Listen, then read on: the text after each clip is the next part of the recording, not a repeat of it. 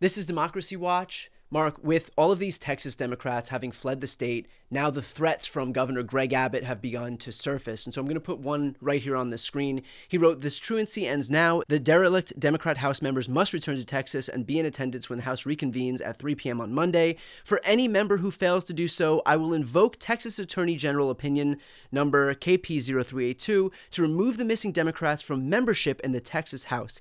In that opinion, the Attorney General considered whether Texas law allows for a determination that a legislator has vacated office if they intentionally break quorum." So first and foremost, on this threat of being able to just remove these Texas Democrats from their office because they've broken quorum, is there any legitimacy to that claim?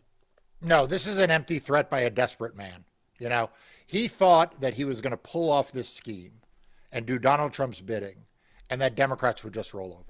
He figured that Texas Democrats didn't have any fight in them. He assumed that national Democrats were dispirited. And what he has managed to do is to galvanize all Democrats to stand up and to fight. You're seeing it not only in Texas, you're seeing it in states around the country. I know you've been covering it on your channel. We've been covering it on Democracy Docket, where we've seen Governor Hochul in New York say, Governor Newsom in California, Governor Pritzker in Illinois and elsewhere.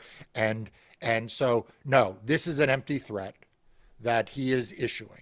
He is badly misconstruing what this opinion says. And by the way, the opinion doesn't control, right? It's an opinion of the Attorney General, which has persuasive authority, but is not self-executing.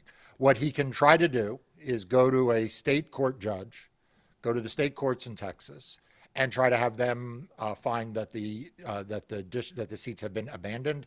But obviously, they haven't been abandoned. Right. And the opinion, by the way, doesn't say that he can do this. It doesn't say he can do it unilaterally, right. And it doesn't say that breaking quorum is sufficient. So he is trying to cobble together something to save face, because right now he looks like the idiot that he is. And can you speak on this idea that what they're doing is committing a felony? That's another threat that he's pushed forward, this idea that he's going to prosecute all of these Texas Democrats, these 50-plus Texas Democrats, for committing felony crimes by virtue of breaking quorum. Yeah, again, it wasn't that long ago that it was Republicans who were saying, number one, we don't use the criminal law to go after political opponents. Remember that? Remember who was that? That was like every Republican in the country. Right. And they also claimed that, there was some kind of separation between the governor or the president and the Department of Justice or the AG's office. Also seems to have broken down. I just want to note that before we get into this, the utter sheer hypocrisy of what they're suggesting. But no, the fact is that what these elected officials are doing is perfectly lawful. Their states have quorum rules for a reason. If attendance was mandatory and you could be criminally prosecuted, or your seat could be vacant by virtue of you not being there because there's not a quorum, you wouldn't have quorum rules, right? You wouldn't have these provisions. And by the way, this is not like the first time this has ever happened, right? There have been other instances in Texas in which legislators under extreme circumstances have stayed away. So look, Abbott is going to say a whole lot of things because, like I said, he is a desperate man who has been humiliated by the way this has played out. He thought he would score a quick victory. He thought he would be a hero on the right, and he would humiliate the Democrats. Instead, it's the complete reverse. Just before we recorded this video, I noticed that there's a Republican now in California, a Republican member of the House, who now wants to introduce legislation banning mid-cycle redistricting and partisan gerrymandering. Look, what Gavin Newsom's done there is having a real impact. And and so Greg Abbott is trying to salvage this thing that he thought was a clear win that is now turned against him. And he's doing it by thrashing around and putting out these frankly ridiculous threats. But the Democrats who have left the state are doing the right thing in my estimation, and I don't think for a moment they're going to be intimidated. And by the way, for that California Republican, his name is Kevin Kiley. If and when he's redrawn out of his seat, he has Greg Abbott and Donald Trump to thank. So none of this would have happened if it wasn't for these few Republicans who were trying to flex their muscles here and consolidate power for themselves, thinking that there would be no reciprocation. And now that there is, now that we do have California looking into redrawing the maps, Illinois looking to redraw the maps, possibly Maryland and New York and other states across the country looking to redraw the maps, all these Republicans who are upset because now they'll be out of a job because they are a Republican representative in a blue state, they can look at Greg Abbott being a sycophant, a supplicant for Donald Trump when Trump issued his clarion call, and they can all take it up with him. And by the way, how long do you think this guy, what is it, Kiley? How long do you think this congressman will buck Donald Trump?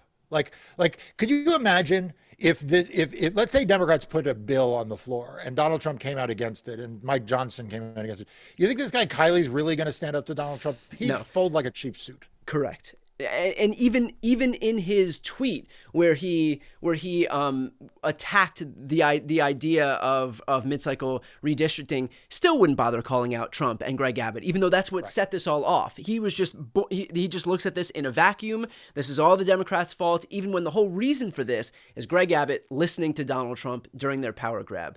To that point, as it relates to Greg Abbott helping Donald Trump to perpetuate this power grab, he had taken to Twitter and wrote, "I ordered Texas DPS to arrest and return every derelict House Democrat to the Texas Capitol. This order will remain in effect until all missing Democrats are accounted for." So what are the rules in terms of where these DPS officers, these Texas police officers, are able to go to be able to carry out Abbott's order? I mean, these people are in Chicago. Are the Texas officers allowed to go to Chicago? They can go as tourists, but not as police officers. They're welcome to go to the Big Apple and visit the Statue of Liberty. They can go to the Sears Tower or whatever they want. Maybe get some pizza in Chicago. But no, they are allowed to operate in Texas, and they are not going to be able to go to Illinois or New York or California or any other state. And effectuate law enforcement powers, arrest or anything else. Now, maybe some Republican governor, if there was a Republican governor or a Republican mayor, things might be able to be different. But I have every confidence that Governor J.B. Pritzker is not going to allow the Texas State Police or any law enforcement agency, for that matter, to effectuate an arrest of these legislators as long as they are in Illinois, and certainly if they're in the blue city of Chicago, it's not going to happen. Same thing in New York City with Governor Hochul, or and I'm sure you agree. Gavin Newsom's in no hurry or has no interest in doing the bidding of Greg Abbott or Paxton. So again, this is the kind of messaging you get when a politician is losing, and Greg Abbott is a politician that is losing. He looks weak. He looks ineffectual. How long can it be until we get the Truth Social post in which Donald Trump either excoriates him or acts like he never actually asked him to do any of this, and he throws Abbott on under that bus? Right. Well, I guess that raises the question then: if the Texas DPS aren't able to exercise any authority outside of the state, what about the prospect of Trump being able to deploy the National Guard into Chicago to be able to return these Texas Democrats on behalf of Greg Abbott? Yeah, so look, we have seen Donald Trump abuse the nationalizing of the federal guard. We saw it in California in really vivid detail, in chilling detail, frankly. We also saw him deploy the actual military itself in California.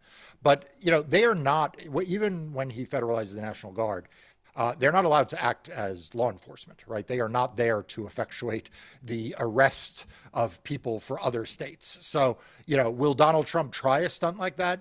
I don't put anything beyond Donald Trump. Donald Trump doesn't care about the law. He doesn't care about the courts. He doesn't care about public perception. He just cares about power. And so he's looking kind of foolish, having, as you say, kicked off all of this.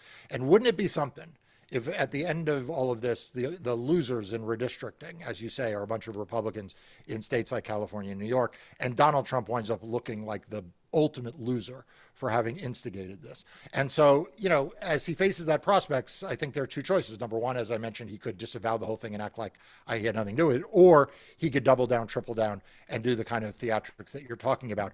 But it's not in the end going to make a difference, because those National Guard are not going to be in a position to effectuate arrests. So as long as those legislators are in Illinois, or in Chicago, or in New York City, they are safe from the state of Texas's grasps.